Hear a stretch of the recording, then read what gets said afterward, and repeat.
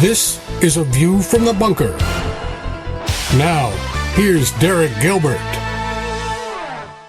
There were giants in the earth in those days, and also after that, when the sons of God saw that the daughters of man were fair and took wives of any they chose. It's in the Bible. It's weird, and that means it's probably important. Welcome to A View from the Bunker. I'm Derek Gilbert. That last statement was a favorite saying of our good friend, the late Dr. Michael S. Heiser. We use it often because it's very true. Sharon and I have done a lot of research over the last 7 years into the cults inspired by the spirits of those giants. And we can document this through texts that are pretty much agreed upon by peer-reviewed secular scholarship. In fact, it is now accepted, and it has been really since the beginning of the 20th century, by secular scholars that Genesis 6 verses 1 through 4 mean exactly what they say. Supernatural entities came down, commingled with human women, and produced monstrous giants that then caused havoc on earth. Now, most of those secular scholars will then say, well, but that's just how the later Israelites explained the megalithic structures they encountered when they moved into the land of Canaan, the dolmens, sites like Gilgal, Rephaim, and so forth. Sadly, most Christian seminaries do not accept Genesis 6 verses 1 through 4 as meaning what they say. And that's too bad, because it drains the Bible of one of the central conflicts that Jesus came to resolve on earth. This was the subject of Dr. Michael Heiser's book, Reversing Hermon. Well, this month and next month, May and June of 2023, Sharon and I are offering video teachings at a discount, DVDs, and also our streaming video. This is kind of a way to launch our streaming video site, as we've recorded a lot of video in recent years. And we've learned as we've set up our little online store, and thank you, by the way, for being so gracious to shop there to get our books and DVDs. But shipping stuff around the world can get really expensive, even something as small as a DVD, especially if you're living in a country like England where you got to pay a value-added tax for something that you buy from the United States. So to encourage you to take a look at our streaming video site, gilberthouse.org/video. We're offering 20% off in May and June. Promo code VIDEO20, that's VIDEO20, both for DVDs purchased at our store and also streaming video at our streaming video site, gilberthouse.org/video. And to show you a little bit of the kind of thing that we make available for streaming, this is also on one of our DVDs, the This Is War DVD. Going to share with you a presentation that I gave back in 2019 in Sanger, California, as part of the Look He Is Coming with the Clouds Prophecy Conference. I was honored to speak alongside Troy Anderson and Paul McGuire, and I gave 6 talks over the course of the weekend, which is why that This Is War DVD set, which is based on that weekend, is a 2 DVD set. I talked 6 times over the course of a weekend, which just provides more evidence for my mother's claim that Derek learned to talk at the age of 18 months, and he hasn't stopped. But the purpose of this talk was to illustrate the importance of Bibles, or rather, the importance of giants. Bibles are important too, but giants in the Bible, why do they matter? So, giants in the Bible. I had never heard of this until I was about 35 years old, and an evangelist started preaching on Genesis chapter 6, and I was intrigued because I like weird stuff. Science fiction fan since I was a kid, and thought, wow, I need to know more about this. Is in the Bible? Oh, well, okay. So I went to the local county library branch in St. Louis. The only book I could find was L.A. Marzulli's novel, Nephilim. So Marzulli is to blame for me being here. But as Dr. Heiser said, if it's in the Bible and it's weird, it's important. So, what do these verses say? Genesis 6, verse 1, and I read from the English Standard Version, the ESV, only because it's a good word-for-word translation like the King James, but the language is more modern. So it's easier for us who don't speak Elizabethan English to understand. When man began to multiply on the face of the land and daughters are born to them, the sons of God saw that the daughters of man were attractive, and they took as their wives any they chose. Then the Lord said, my spirit shall not abide in man forever, for he is flesh. His days shall be 120 years. Could mean that that's the limit on our lifespan now. Could mean that that's the amount of time Noah had to build the ark. Scholars still argue about that. The Nephilim were on the earth in those days, and also afterward, when the sons of God came into the daughters of man, and they bore children to them. These were the mighty men who were of old, the men of renown. Now, if the Nephilim were killed in the flood, how is it that there were giants around in the days of David? We'll talk about that. One clue, the word translated when, as in when the sons of God came into the daughters of man, in Hebrew can also be translated as whenever. Whenever. Does that mean that there was another incursion after the flood where angels came in? And possibly. I tend to think that when the angels who sinned, or the other angels, saw what had happened to the angels who sinned, oh, they're in chains in gloomy darkness until the time of the judgment. I don't want that. I think they laid off. But now we see in the modern transhumanist movement where scientists are in the lab combining monkey DNA with human and human pig hybrids and things like that, they're inducing us to do it to ourselves. But again, I'm open to changing my mind based on more correction. What was the consequence of this sin? The Lord saw that the wickedness of man was great in the earth, and that every intention of the thoughts of his heart was only evil continually. Well, that's been true since the beginning. What caused the flood? It was worse than that. We see that in the book of 1 Enoch, that it was literally an existential threat to humanity. This was the belief of the Jews of the Second Temple period. Again, that's a period that includes Jesus and the apostles and the early church. Verse 7. Verse 6. The Lord regretted that he had made man on the earth, and it grieved him to his heart. So the Lord said, I will blot out man whom I have created from the face of the land, man and animals and creeping things and birds of the heavens, for I am sorry that I have made them. Again, the book of Enoch expounds on this. Also, the book of Jubilees and Yasher will expound on this to extent. Apparently, these angels were not only sinning against humanity by crossing the species barrier, they were doing so with the animal kingdom as well. There are some who theorize that this is where the giant reptiles, the dinosaurs, came from. Again, that's only a theory, we don't know. But for whatever reason, or however it happened, God found it so grievous that he put a stop to it, said, that's it. But Noah found favor in the eyes of the Lord. These are the generations of Noah. Noah was a righteous man, blameless in his generation. Blameless. The Hebrew word there translated means perfect, uncorrupted. When you look at how that word is used throughout the Old Testament, it refers to an unblemished sacrifice, usually. An animal that is perfect. Blameless in his generation. I think what we're talking about here is his genetic code. Not only was he a righteous man, but he was not a hybrid. He was not a hybrid. I think we're dealing with an attempt by these B'nai Elohim, these watchers. And by the way, that phrase is in the Bible. It's not just in the book of Enoch. You find it in Daniel chapter 4. Nebuchadnezzar has his dream, and the watchers, the holy ones, come down and say, you're going to go crazy for 7 years. And it was by their decree. So apparently these watchers had some influence, some authority. But some of them rebelled back in Genesis 6 and attempted to destroy what God had created through hybridization, apparently. So the takeaways that I hope you'll get from this talk today, the Bible verses about the creation of these entities, the giants, the Nephilim, mean what they say. Yes, the sons of God were angels. They were not the sons of Seth. Yes, giants were created.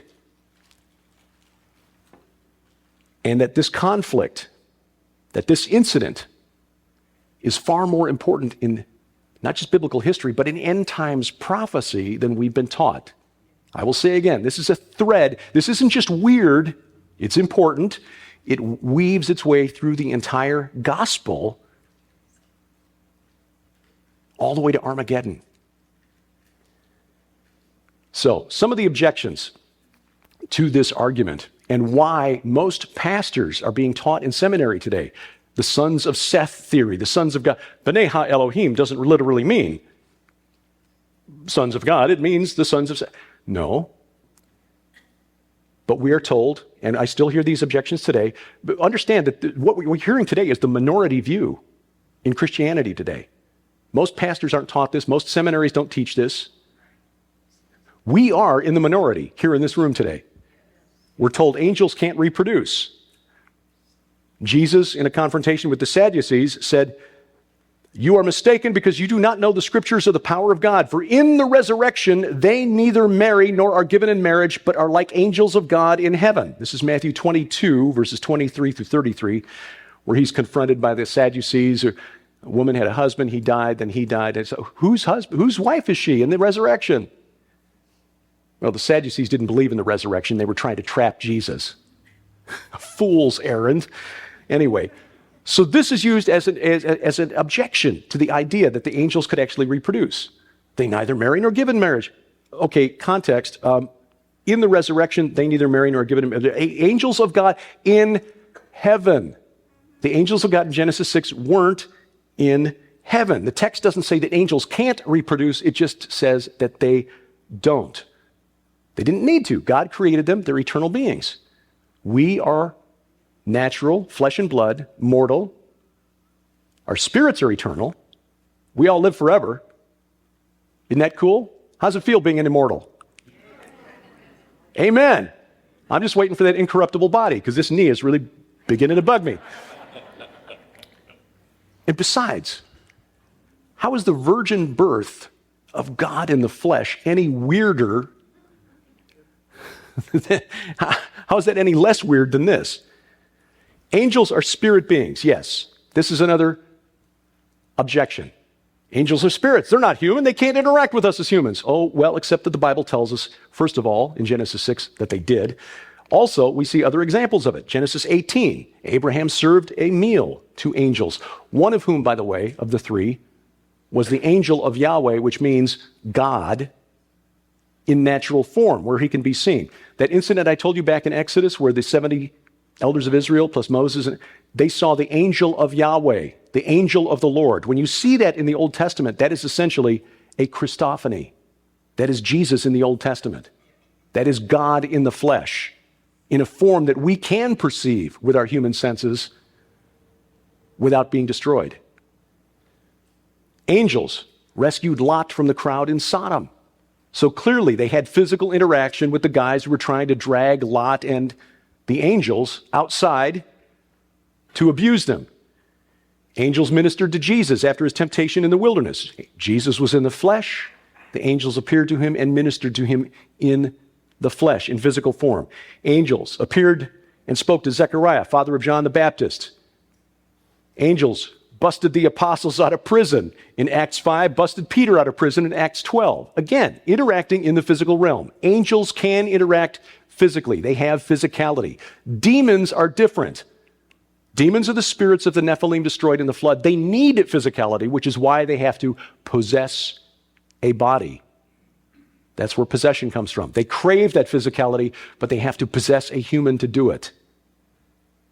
Another objection, sons of God means righteous humans, the sons of Seth theory.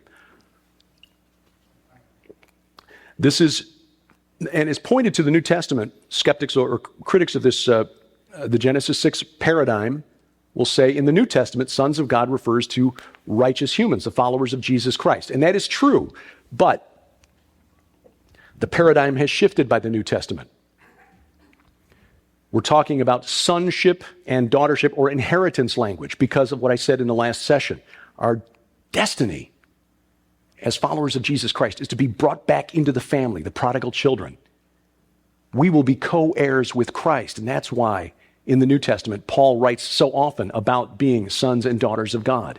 But in the Old Testament, every time that phrase is used, B'nai ha-Elohim, sons of God, it always, underline, always refers to spirit beings, angels. It never, underline never, means humans. claiming that it means humans, ignores Hebrew. It also ignores the cultural context, the religious context in which the Hebrews lived. Because the cognate phrases, cognate means same word, different language. So the equivalent phrases in other languages spoken by the pagan nations around Israel means exactly the same thing. The equivalent phrase in Ugaritic for B'nai Elohim, they believed meant the sons of El who lived on Mount Hermon. The equivalent phrase at the ancient kingdom of Emar meant the sons of their chief god Dagon. It always means this. So when somebody claims, well, this doesn't what, it's like, I'm sorry, but that is just ignorant of Hebrew and ignorant of the cultural and religious history that produced the Hebrew Bible. It is wrong. I don't care if it's a majority view. Augustine, in the 5th century AD, Bishop of Hippo, brilliant man, but wrong about this. It's also logically incoherent. Why would the sons of Seth marrying the daughters of Cain produce these evil giants? That makes no sense. It's an attempt to explain away or naturalize what is clearly a supernatural incident. The giants, why is this such a big deal? Because they occupied the land that the Hebrews were given by God. When they got to Canaan, they found some pretty scary dudes occupying the Holy Land. The Rephaim tribes who lived east of the Jordan River, or the Trans-Jordan. You might remember that incident in Genesis chapter 14 where Lot was carried off with the spoils from the city of Sodom by kings who'd come from the east, from Kedorlaomer of Elam. Elam was Persia, Iran. That's a long way to march. When you're crossing the desert and you're making, as soldiers, maybe 10, 15 miles a day at best, you're talking about having to march for a couple of months to get to the area of the Dead Sea. They had to want to go to war with these guys really bad to walk that far to do it. But before they could go to war with the kings of Sodom and Gomorrah and their allies, they defeated Rephaim tribes in Ashtaroth and Edrei, or Ashtaroth, which is Bashan, the later kingdom of Og of Bashan, and in areas that were later occupied by the countries of Ammon, Moab, and Edom. If you look at a map, they came down from the north along the King's Highway, east of the Dead Sea, and made a circle around the Dead Sea, and came back up the west side of the Dead Sea before they finally did battle with the kings of Sodom and Gomorrah at the north end of the Dead Sea. They basically were doing a police action. Why? The King's Highway, east of the Dead Sea, was a key trade route from Egypt to Mesopotamia. And apparently the kings of Sodom and Gomorrah and their Rephaim allies were taking too big a piece of the action. It was all about trade, money, control. And that's where the Rephaim lived, east of the Jordan River, in the lands later called Bashan, from north to south. Bashan, Ammon, Moab, and Edom. The Anakim, another group of people that the Israelites ran into. According to the Bible, they are counted as Rephaim. This is in Deuteronomy 2, verse 11. In fact, Joshua's war of conquest in Canaan was all about wiping out the Anakim, these Rephaim tribes, or tribes counted as Rephaim. Joshua came from that time, cut off the Anakim from the hill country, from Hebron, from Devir, from Anav, and from all the hill country of Judah, from all the hill country of Israel. Joshua devoted them to destruction with their cities. There was none of the Anakim left in the land of the people of Israel. Only in Gaza, Gath, and in Ashdod did some remain. Why is that significant? Because Goliath came from Gath, and so did his brothers. Now, interestingly, Jewish religious scholars, here's the origin of the word Nephilim, by the way. Scholars think that the word comes from a Hebrew term meaning to fall. So Nephilim being the fallen ones. Yeah, maybe. I mean, you could see that could kind of make sense. But Dr. Michael Heiser, it's not a real presentation unless I mention Mike at least 2 or 3 times, presentation makes a really good case that this is actually a loan word from Aramaic, based on a loan word from Aramaic, like we in English will use loan words from other languages. And of course, none are coming to mind at the moment, but you know what I'm saying. There are words from French or German that will like savvy or whatever, coming from other languages. The Hebrews did that as well. And there's a word in Aramaic, naphilah, which means giant. So Mike shows convincingly, because he's a scholar, that this word is the likely origin of Nephilim. In Aramaic, the plural suffix is in instead of im. But a Hebrew scholar would probably have taken it and then Hebrewized it by adding the im in place of the in. So Nephilim, giants, Nephilim in Hebrew. The Hebrew scholars who translated the Septuagint, which is the Greek Bible that would have been used by the apostles in the first century. This was translated in the 3rd century BC. It was completed a couple of hundred years before the birth of Jesus. The Greek mind had a similar story. The Greek religion had a similar story to what we see in the Bible, where giants had caused a real problem for humanity, and that there was a generation of gods who had been condemned to Tartarus. Now, the story was twisted in that it was Zeus and the Olympians who overthrew the Titans and threw them down to Tartarus, instead of the Creator saying to these angels, you have sinned, you're going to be in chains until the judgment. But the pattern is the same. And the Jewish scholars had no problem connecting the Rephaim, and let me be very clear, Rephaim was the title given, the name given to the spirits of the Nephilim. Rephaim equals spirits of Nephilim. And these Jewish scholars had no problem connecting the Rephaim to the titans of Greek mythology. They understood the giants were connected to the titans, the gods who were bound in Tartarus. You see this in 2 Samuel, where the valley of the Rephaim, which is near Jerusalem, in the Greek translation is Valley of the Titans. In Isaiah 14, the word shades in our English Bible, where the shades are roused up to greet the rebel from Eden upon his descent into Sheol, the underworld. In the Septuagint, the word in our English Bible translated shades, which in Hebrew is Rephaim, in the Greek Septuagint is giants. They understood the connection. Giants, Rephaim, Nephilim, titans. Proverbs 2:18, a word translated in Hebrew, or from Hebrew into English as departed, or the dead. Proverbs 2:18 in Septuagint, it's translated as earthborn, which was a title given to the titans.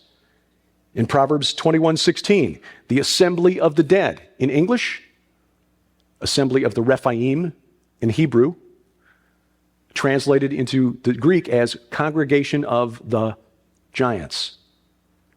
The Jewish scholars in the centuries before Jesus understood the connection between Greek mythology, which was their religion. The word mythology makes it sound like Aesop's fables, like a collection of stories that you tell your kids to make them be good. That was their religion. They sacrificed to these gods, even humans. Recent archaeological discovery in Greece has provided evidence that even Zeus received human sacrifice from time to time. And the Hebrew scholars, the Jewish scholars, when they translated the Bible from Hebrew into Greek, understood the connection. It's there. It's just been kind of whitewashed out of our English Bibles because we've been taught since the time of Augustine that they were just imaginary. No, the sons of God were angelic beings who rebelled against their Creator. They were responsible for the flood of Noah. This is expounded on in Genesis 6, even further in the book of Enoch and some of the other extra-biblical Jewish texts from the centuries before the birth of Jesus. The book of Enoch, first Enoch to be specific, expounds on Genesis 1, expands on it, tells us more about it. I'm quoting now from an English translation done by a scholar of the Book of Enoch, taught at the University of Iowa, named George W.E. Nicholsburg. And they conceived for them. These are the women who were taken as wives by the angels. They conceived from them and bore to them great giants. And the giants begot Nephilim, and to the Nephilim were born Eliud. That's a word that means gods of glory. I mean, this goes way beyond what's in the Bible. So I'm really careful about, okay, who are these other, we won't even get into that because, again, it's not in the Bible. Point is why this all happened. They were growing in accordance to their greatness. They, the giants that is, were devouring the labor of all the sons of men, and men were not able to supply them. And the giants began to kill men and to devour them. And they began to sin against the birds and beasts and creeping things and the fish. Again, the sin against the animals, which is why God had to destroy them in the flood as well. And to devour one another's flesh, and they drank the blood. Our friend Dr. Judd Burton, he wrote his doctoral dissertation on the Grotto of Panias, that cave at the base of Mount Hermon, suggests that this is where stories of vampires and werewolves originated.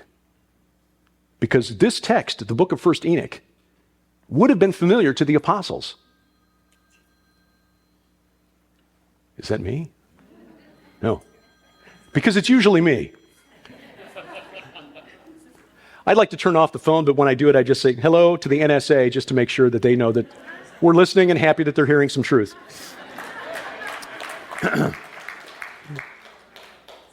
But here's the thing. We know that the apostles reference the book of Enoch, even though Enoch is not in the Bible. And there are reasons for it, because there's some stuff in Enoch that you just cannot square with Scripture, cannot be corroborated. But Peter specifically identified the sin of these transgressing angels that he mentions in 2 Peter 2:4 as sexual. 2 Peter 2, beginning in verse 4. If God did not spare the angels when they sinned, but cast them into hell and committed them to chains of gloomy darkness to be kept until the judgment. The word translated into English as hell is the Greek word tartarau. Tartarau. It's the only place in the Bible it's used, which means it's weird, which means it's important. Tartarus was not Hades. Peter knew this, and he was writing under the influence of the Holy Spirit, remember? So pretty sure Peter got this right. Hades was where the dead went. Tartarus was a separate level as far below Hades as the earth was below heaven in the Greek mind. Peter chose that word specifically because that's the abyss. It was reserved for supernatural threats to the divine order of things. Angels who threaten to destroy all of creation. And Peter says Tartarus is real, and that's where these angels were. And furthermore, so that we know that he's talking about the angels of Genesis 6. He links them to Sodom and Gomorrah in verse 6, 2 Peter 2:6, and then in verse 9. Then the Lord knows how to rescue the godly from trials and to keep the unrighteous under punishment until the day of judgment, and especially those who indulge in the lust of defiling passion and despise authority. The lust of defiling passion, crossing the species barrier, as abhorrent to God as humans. Well, you can read in the book of Leviticus some of the acts that God prohibited that you don't want to read out loud with your children in the room.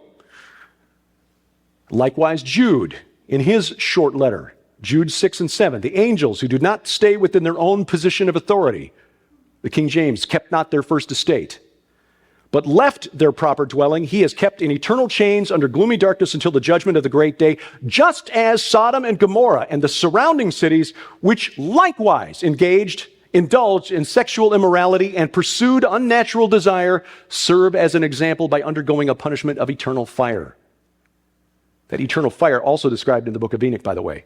The point, Jude and Peter both connect the angels and their sexual sin, crossing the species barrier, which they only could have known from the book of Enoch, with what happened in Genesis 6. I mentioned the watchers in the Bible. You find those in Daniel chapter 4. But the Mesopotamians, the older Mesopotamians, knew about these entities as well. They were called Apkallu. A-P-K-A-L-L-U. Apkallu.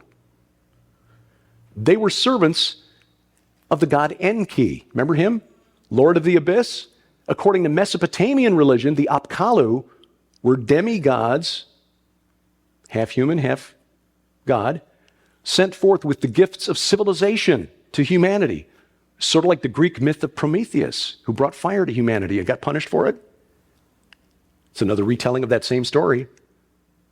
The Apkallu went forth with the gifts of civilization, everything from showing hospitality to travelers to how to make beer. Everything was in there. They were called the Mez, the keys of civilization, the Mez. But then in the Babylonian creation myth, called the Enuma Elish, the chief god Marduk said, I sent the craftsmen, banished them to the Apsu. He banished the Apkallu, the Watchers, the Titans, to the Abzu, the abyss, and told them never to return. Again, another MSNBC version of the story. Twisting the Bible story to explain what had happened. And what happened to the Watchers again? Down to Tartarus, Tartarau. They are the prisoners of 1 Peter 3, who connected the practice of baptism to the punishment of the Watchers. Get this, in 1 Peter 3, beginning at verse 18. For Christ also suffered once for sins, the righteous for the unrighteous, that he might bring us to God, being put to death in the flesh, but made alive in the Spirit, in which he went and proclaimed to the spirits in prison, because they formerly did not obey when God's patience waited in the days of Noah. The flood was sent to wipe out the Watchers and the Nephilim. While the ark was being prepared, in which a few, that is 8 persons, were brought safely through water.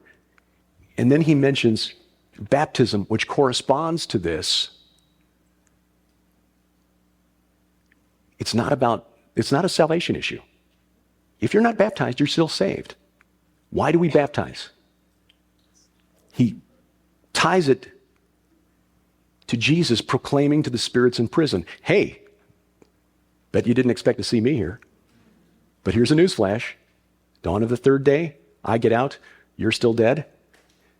When we baptize, it's another declaration of victory over those rebel angels who sinned. Hey, we got another one. That's what baptism is about. One of the high points of our Israel trip last year was when Mike Heiser gave us that teaching just as we were getting ready to go into the Jordan River. And we got to baptize people in the Jordan River. Hallelujah.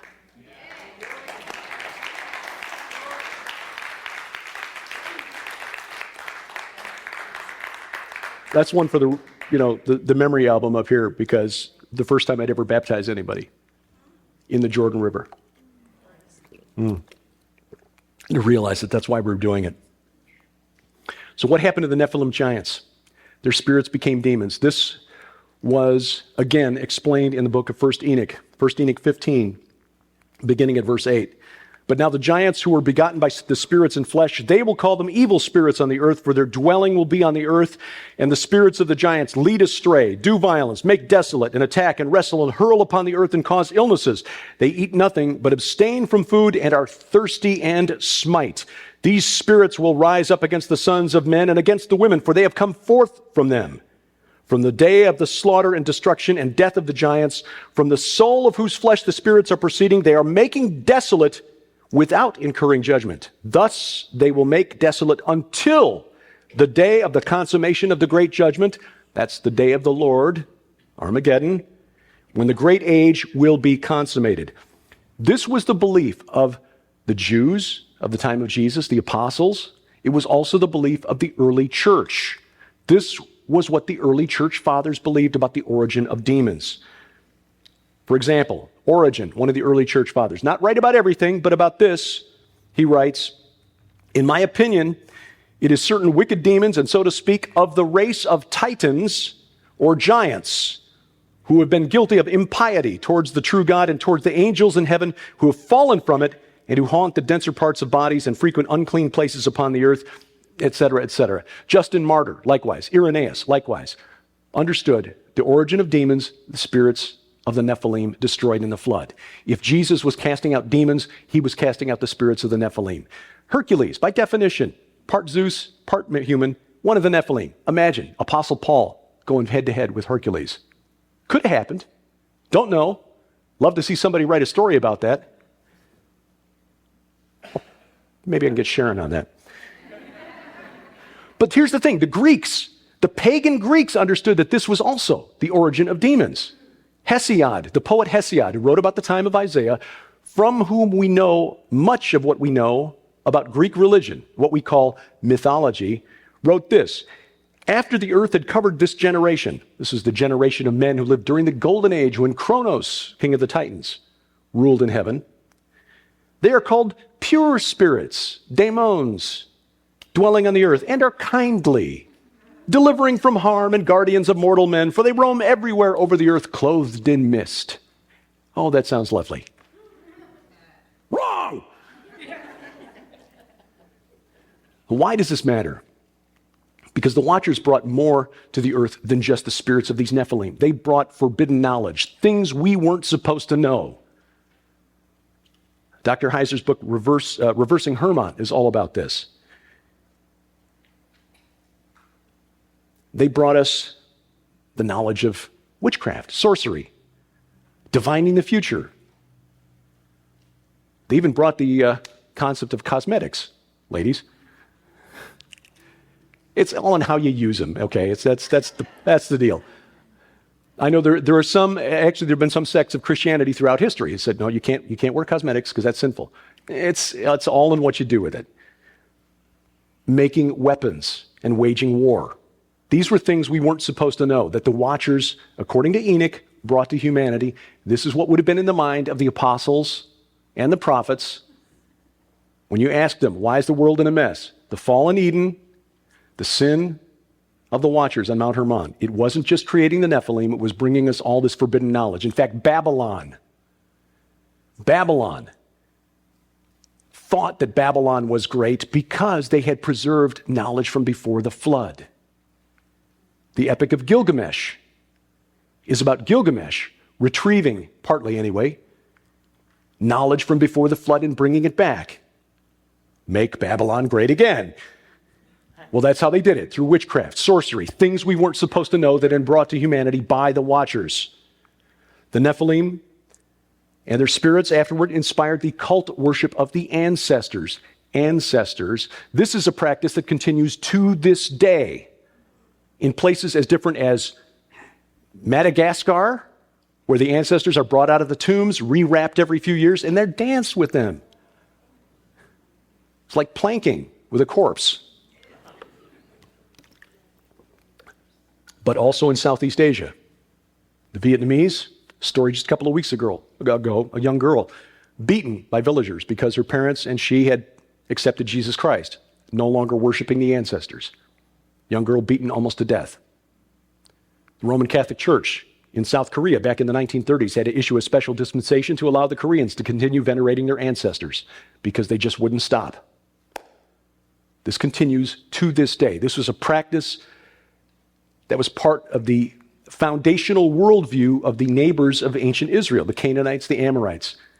Every month on the 30th of the month, you had to call the dead ancestors through a necromancy ritual called Kispum. And you fed the ancestors. You remember in the Bible the reference to the teraphim, the household gods of Jacob's father-in-law, Laban? These teraphim represented the ancestors. And every month on the 30th of the month, the night of no moon, when the veil between the worlds was thinnest, they would take bread and they would smear it on the statue to feed it. And they would pour out the drink offering. In fact, this was so important that the heir of the family, usually the oldest son, was called the pourer of water. This was a big deal. That's why Abraham was so stressed about not having an heir. Because if I don't have an heir to perform the monthly ritual, I'm going to have to eat dust and clay forever. And you had to perform that ritual faithfully, or great-grandpa would come back and would make you miserable, make your life a living hell. You wouldn't like dead great-grandpa when he's angry. And this was part of their worldview, the Amorites, venerating the dead. Again, there are some scholars who believe that the whole point of the pagans who raised swine, pigs, was to offer them up as sacrifices to the dead. And this practice was brought to Israel by the spirits of the Nephilim. But for the kings of the Amorites and the Canaanites, it was even more important. They had to do it twice a month, on the 15th and the 30th, because if dead great-grandpa could make your life miserable, dead King Og, or whoever, could make you really miserable. He could affect the whole kingdom. And they had special places, gardens, royal gardens, near the palace, where the dead kings of old were worshipped. The dead kings of old, the mighty men who were of old, the Rephaim. The Canaanites, the Amorites who lived around ancient Israel, they knew who the Rephaim were. Moses did not invent them to fill space in the book of Deuteronomy. This was a real thing that influenced Israel for hundreds of years. We see it condemned in Isaiah, and Ezekiel prophesies their return. Because I'm running short of time, I will have to condense a lot of this. But a lot of this is going to be in the forthcoming book that Sharon and I have coming out called Veneration, about how they were venerated, why they were venerated, where they were venerated. The idea of the garden was corrupted because of this. The original garden, Eden, like that parable of the wicked tenants, where the landowner creates a garden and he protects it with a wall around it. But by the time of the Amorites, in the days of Isaiah and Ezekiel, it had become a place for cult worship of human kings who were dead. A walled garden. In fact, the word in Hebrew, gan, scholars say, is equivalent to a word from ancient Persian, paradisa. What does that sound like? Paradise. That's the idea. And it was corrupted by these spirits. It's like, well, God's got a garden? All right, we'll tell people how they should worship in gardens. Here, sacrifice some pigs, hang out among the tombs, and worship our spirits. Oh, yeah, totally. I'm totally your king. From whatever. Yeah, that one. They lie! And they got the Israelites to buy into it. And you see this in Isaiah. In fact, we see it even further back than that. When Israel, before they had even crossed the Jordan River, in the plains of Moab, when they lived in Shittim, they began to whore after the daughters of Moab.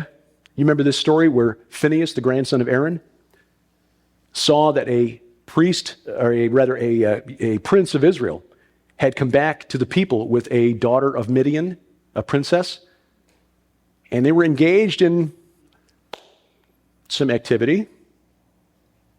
Phinehas, filled with zeal, took a spear and ran them through. Without getting too graphic, there are only a couple of physical positions they could have been in for Phinehas to get them both with one thrust, if you catch my drift. But who was Baal Peor? This was the god that they were worshiping. I show in the book, Last Clash of the Titans, Peor is based on a Hebrew word, a root, that means cleft or opening or gap. In this context, opening to the underworld. They were worshiping the Lord of the opening to the netherworld. And God was so distressed about this that he sent a plague that killed 24,000 Israelites. What's interesting is when you read Psalm 106, verses 28 and 29, the psalmist who was writing 400 years after this event on the plains of Moab didn't even mention what the prince of Israel and the princess of Midian were doing. I mean, for us, that's shocking. They're engaged in a fertility act in the sight of Moses and all Israel. No wonder Phinehas ran him through. That wasn't the sin. Psalm 106, verse 28. Then they yoked themselves to the Baal of Peor and ate sacrifices offered to the dead.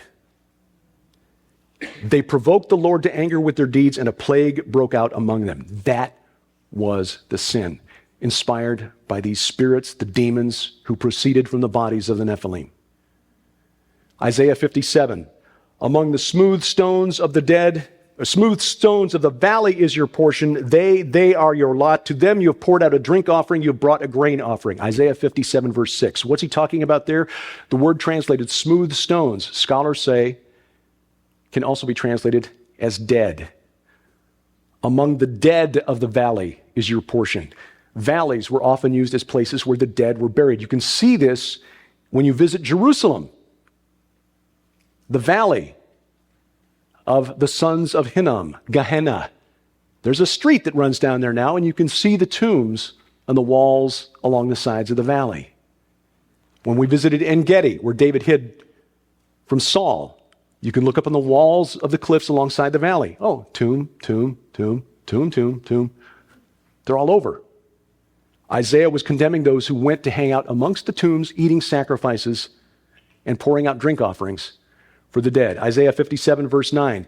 You have journeyed to the king with oil and multiplied your perfumes. You sent your envoys far off and sent down even to Sheol, the underworld. But the word translated king in ancient Hebrew. Now remember, Hebrew is a consonantal language, no vowels. Vanna White wasn't there to provide vowels for them, and so we have to assume that we know what the vowels were. Melech means king.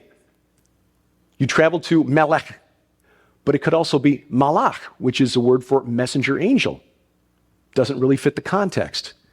But there's another word that can fit here, especially when you're talking about sending down to the underworld. You journeyed to Molech with oil and sent down even to Sheol. Isaiah 65, verses 3 and 4.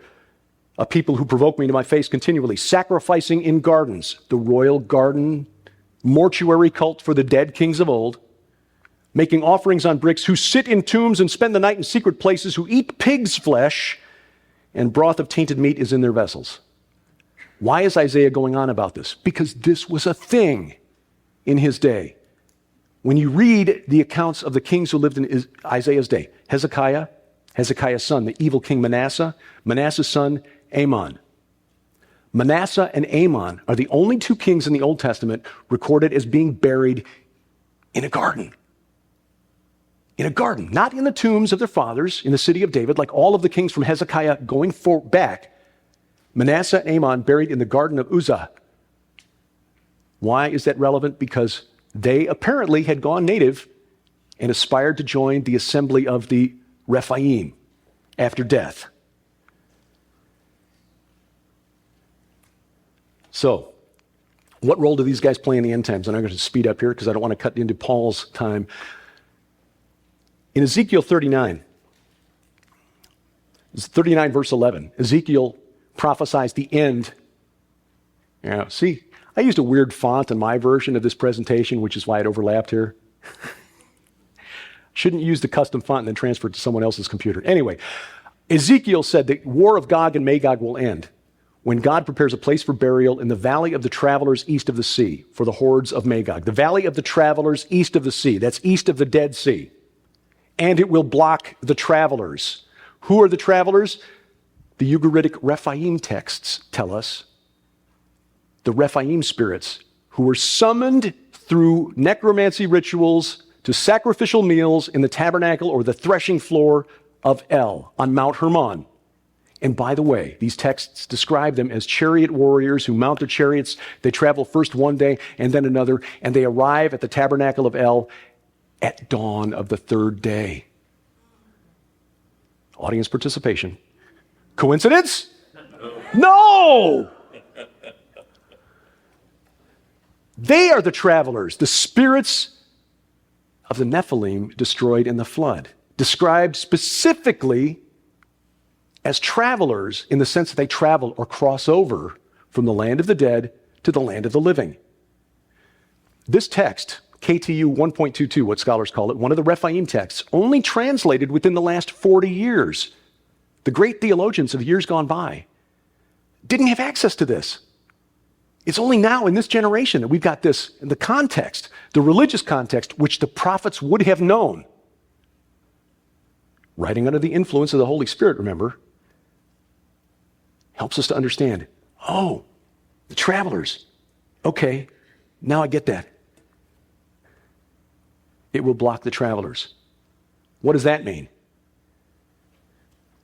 Well, here's where things get a little weird.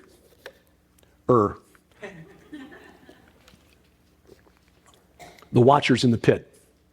They get out for one last shot at humanity. Revelation 9, the abyss is opened.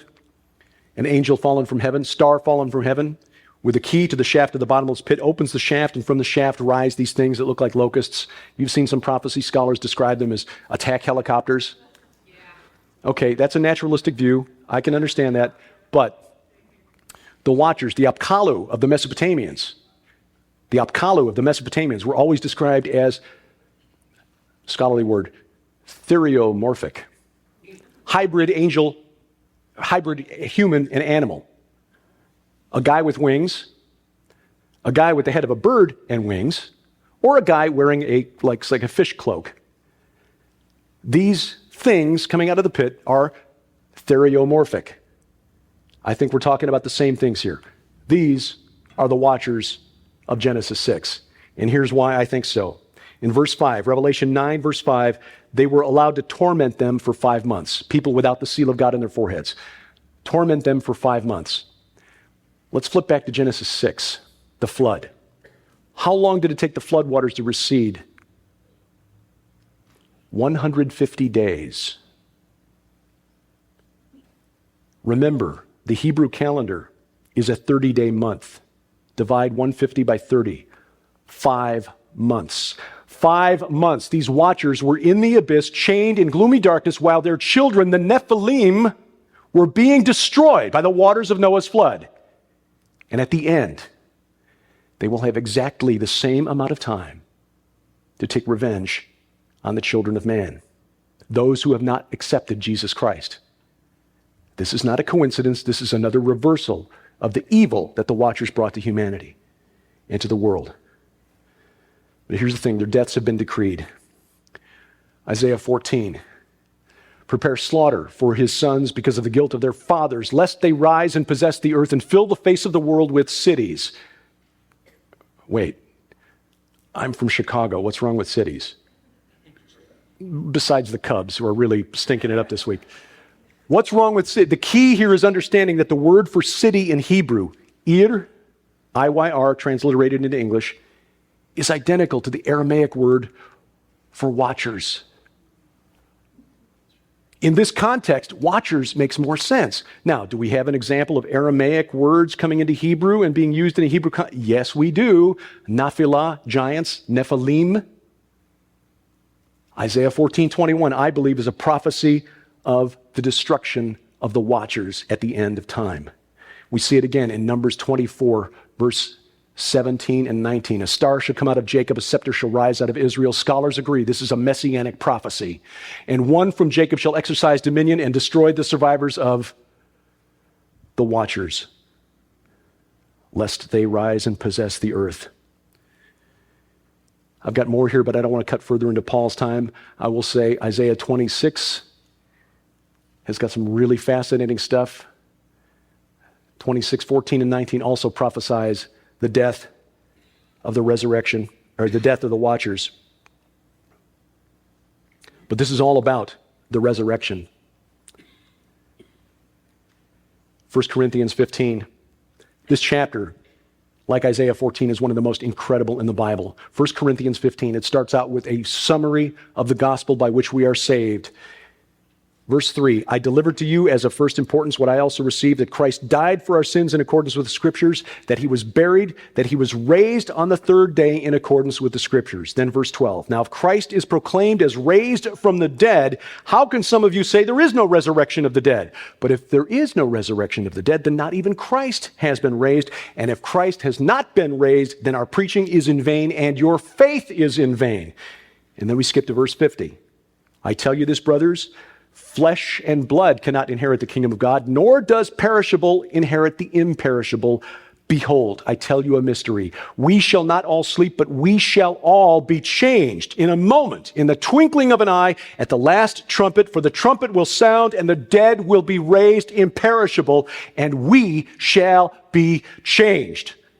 For this perishable body must put on the imperishable, and this mortal body must put on immortality. When the perishable puts on the imperishable and the mortal puts on immortality, then shall come to pass the saying that is written, death is swallowed up in victory. Oh, death, where is your victory? Oh, death, where is your sting?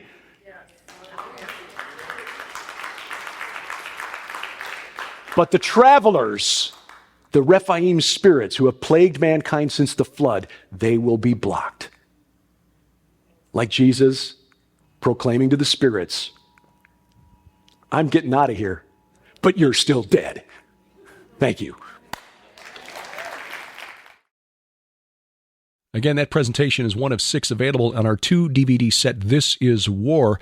It's also available to stream instantly from our streaming video site, gilberthouse.org/video. And whether you go for DVDs or streaming video during the months of May and June, we're offering 20% off with promo code VIDEO20. VIDEO20 takes 20% off when you check out. Coming up, we're going to tell you about a couple of upcoming events. Some news about our planned tour of Turkey, and this week's edition of Bless Their Pointy Little Heads. Straight ahead on A View from the Bunker.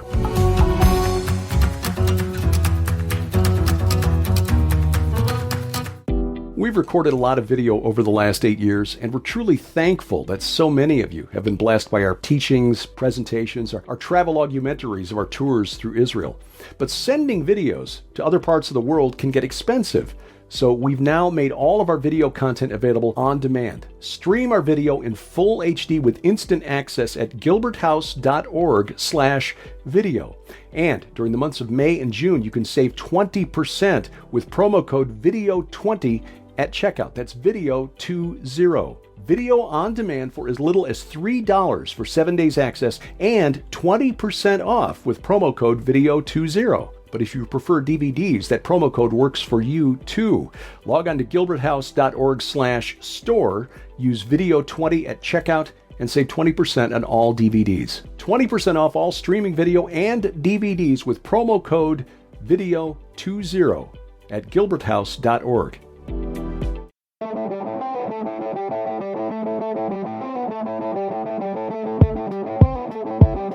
Driving the internet to think every Sunday night from the beautiful Missouri Ozarks. This is A View from the Bunker. I'm Derek Gilbert. You'll find us online at VFTB.net. You'll also find us at social media at View from Bunker. That's on Twitter, of course, or at Derek Gilbert. Facebook, View from the Bunker, and the new social media sites, Truth Social, Gab, MeWe, Getter. I was almost going to say Parler, but Parler is no longer with us. But anyway, you'll find me on the other sites at Derek P. Gilbert. And of course, the website, VFTB.net, sort of our global hub. GilbertHouse.org for everything that Sharon and I do. But most importantly, get our free app. Our free app is available for iOS, Android, and Amazon Kindle Fire phones and tablets.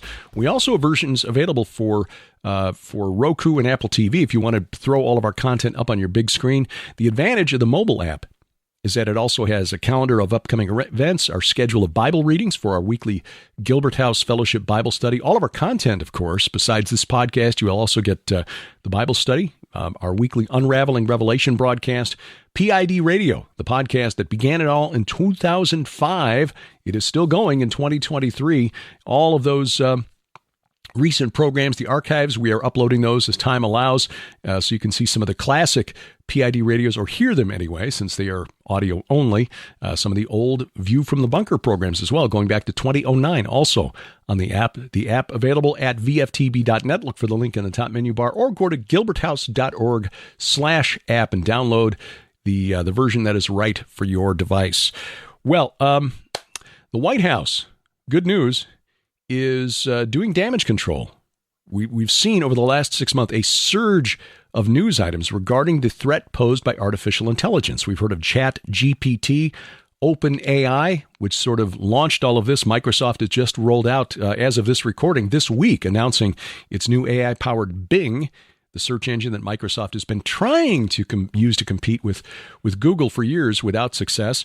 Google has also got its own version of AI-powered search that it is beta testing.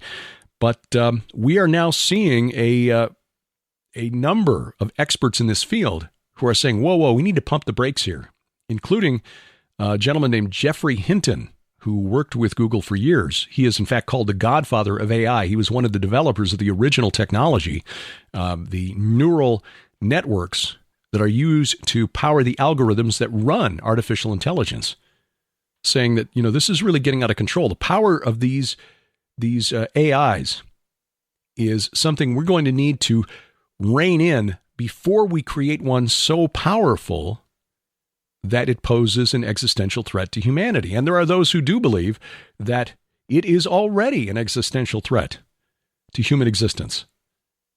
Elon Musk very famously quoted as saying, building artificial intelligence is literally summoning the demon.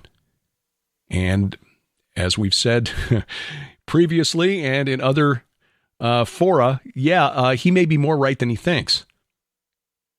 So what is the White House doing about it? Well, the White House has now formed a new office to deal with the threat or the potential threat posed by artificial intelligence. And I almost said something really snarky there. Our Vice President, Kamala Harris, has been put in charge of this mission. Yes, Vice President Harris, who has the lowest approval rating of any vice president in American history, will lead the containment effort as the AI czar for the Biden administration. Her office given a budget of just $140 million to do this. For comparison, according to the Daily Mail, the Space Force, the newest branch of the U.S. military, has an annual budget of $30 billion. That's billion with a B. Compared to $140 million, the way our government does things, that might not be enough to get business cards and stationery printed for this new office. Harris she's right on the job. She's already met with executives from Google, Microsoft, and OpenAI. That took place this past Thursday to discuss how to reduce the risk of artificial intelligence.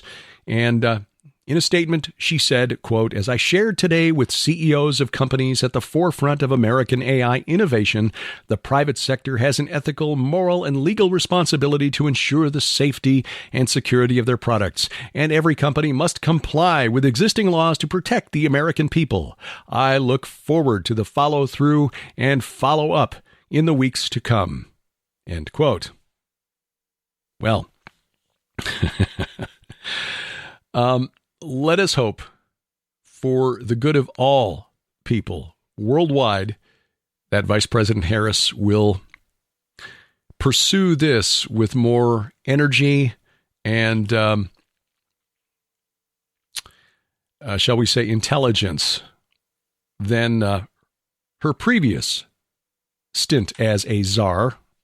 That, of course, was overseeing the border crisis, which, as of this recording, is still not under control. My only thought is perhaps the White House is thinking that we can hopelessly ensnarl artificial intelligence by sucking it into a word salad of Vice President Harris's construction, thereby entangling it hopelessly and rendering it powerless to do mischief against the human race. That is indeed our prayer, and we say to Vice President Harris, bless your pointy little head. Well, seriously, the threat of artificial intelligence is not really funny, but it has not gone unnoticed by the media that this was something that was farmed out to Kamala Harris. I understand there's a lot of tension between her and the team around Joe Biden inside the White House. Politics at the national level in the U.S. or anywhere around the world is a blood sport. Contrary to when I was a little kid and, we were taught that anyone can grow up to be president of the United States. And wouldn't that be an honorable thing to be the most, the greatest honor that any child in America could aspire to? Now I'm older and wiser. I do not want that job. I do not want to do the things I would have to do to get that job. No. Anyway, I do not begrudge the position into which Vice President Harris has been put. It seems to me that the Biden team gives her the thankless jobs because they want her to take the blame for it. But it's the job that she wanted.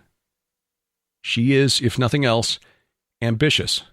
So be careful what you ask for because you might what you wish for, because you may just get it. Well, Skywatch TV's virtual conference, One World Rising, is on right now, which means when you sign up, you get instant access for 90 days. My presentation is on the World Economic Forum's Great Reset Initiative and why its motto should have been Build Back Babel instead of Build Back Better. Build Back Babel. But Tom Horn's presentation, of course, another jaw-dropping mini documentary. Josh Peck does such a wonderful job of putting together Tom's delivery with B-roll to really make the message sink home.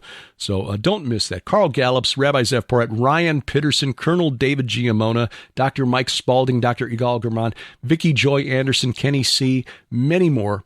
You can get, again, instant access for 90 days, and Skywatch TV is throwing in as a bonus all 6 Skywatch Films documentaries.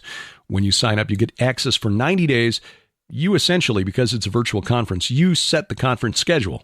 Watch what you want to watch in the order you want to watch it.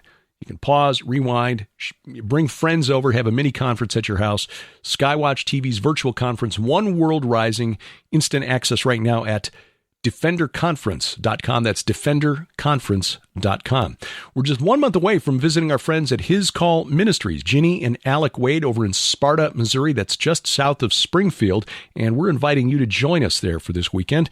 It's at Finley River Ranch. That's their dwelling place where the Midwest Regional Apostolic Center is under construction, or what they're calling the Glory Barn. This will be a wonderful facility for holding teaching weekends. This will be in their home. I don't think the barn is complete yet. At least I've not heard that it is.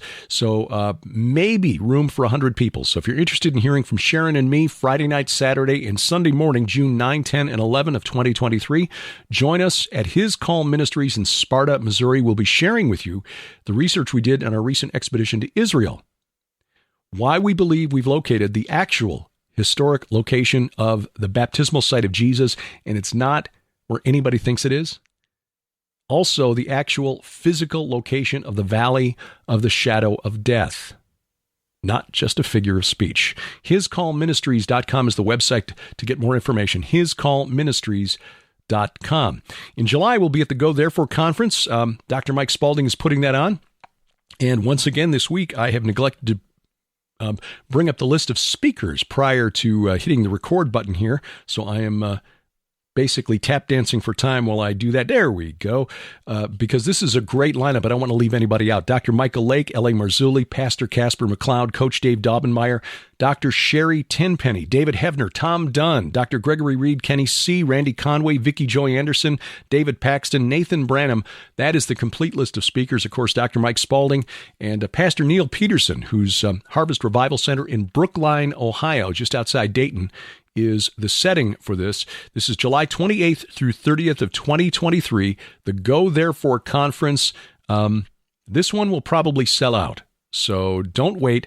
Get on this early. Sharon and I also going to be sharing this information about the research we just did in Israel with drone footage, courtesy of Aaron Lipkin and more. So, yeah, we look forward to this. This is going to be a real blessed week, and some real spiritual warriors there, including Dr. Greg Reed, Vicky Joy Anderson, Tom Dunn, David Hevner. Yeah, this is going to be some really great stuff. GoThereforeConference.com. GoThereforeConference.com. Our next Israel tour is set for next spring, March 31st through April 9th, 2024, with an optional 3-day extension to Jordan. Timothy Alberino is our special guest. So join us for this. This is going to, as you will see when we finally get this year's tour video out, we don't go to the usual places. Gilgal Rephaim, the Serpent Mound of Bashan, couple places that we did not go this year, which we plan to include next year, including the Shamir Dolmen. This is a dolmen with a 50-ton capstone, and the first dolmen found in Israel with petroglyphs on the inside. We found that it is, in fact, accessible to tour buses, so we're planning to include that on the tour next year. But having Tim Alberino with us, this will be another adventure. So join us if you want more information online, gilberthouse.org/travel, gilberthouse.org/travel. And we are looking towards going directly from Israel to Turkey The tour of Turkey that we had planned for this October, we are pushing off to next spring now to allow a little more time for Turkey to rebuild. And, of course, our special guest, Dr. Aaron Judkins and Dr. Judd Burton, joining us in Turkey. We're still firming up details, but keep your eyes on our website, gilberthouse.org/travel for details of that tour. Meanwhile, if you get a spare moment, we'd appreciate you leaving a review at Apple Podcast, Google Podcast, Amazon Music, iHeartRadio, Spotify, Spreaker, Stitcher, wherever fine podcasts are sold. And thank you for taking time out of your schedule to listen. Again, May and June, Video 20% off on all of our videos at our store and our streaming video site. And thank you again for your prayers and your support. We truly appreciate it. Our announcer is DC Good, and a production, A View from the Bunker, that is a production of Gilbert House Ministries, released under Creative Commons Attribution, Non-Commercial, No Derivatives 4.0 International License. We wrestle not against flesh and blood. I'm Derek Gilbert, and this is A View from the Bunker.